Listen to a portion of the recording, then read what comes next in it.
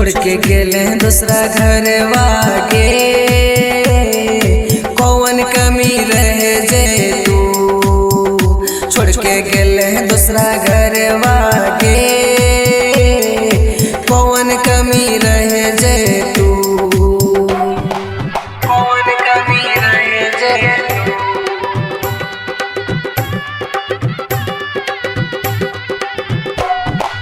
कौन कमी रहे जे तू छोड़ के गेले तो नहीं हरवागे। याद बड़ी यही तो गे खून के आंसू रोई बेगे।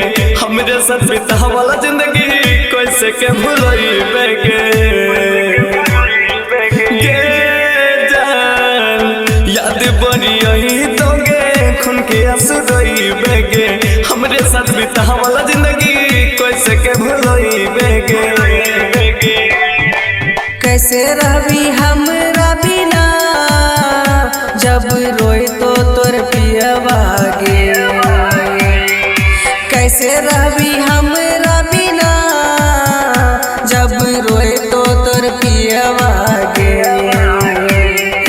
कौन कमी रहे जे तू छोड़ के गेले तो नहीं हरवागे।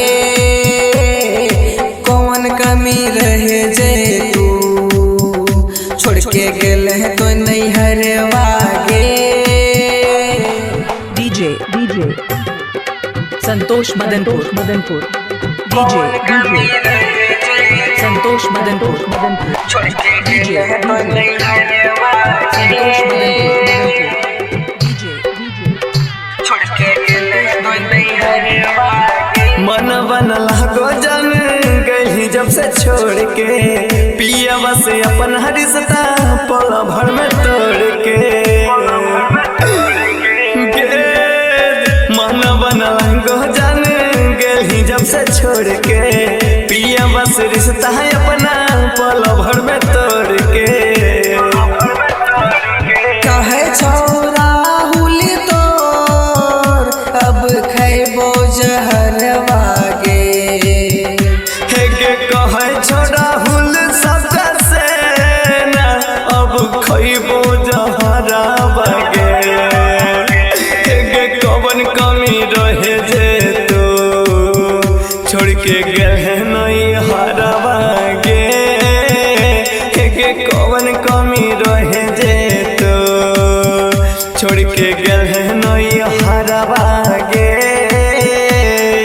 छोड़ी गेले जान हमके तू अपना नहीं हरवागे। छोड़ी गेले जान हमके तू अपना नहीं हरवागे। कौन कमी रहे जे तू, कौन कमी रहे जे तू छोड़ के गेले दूसरा घर वागे।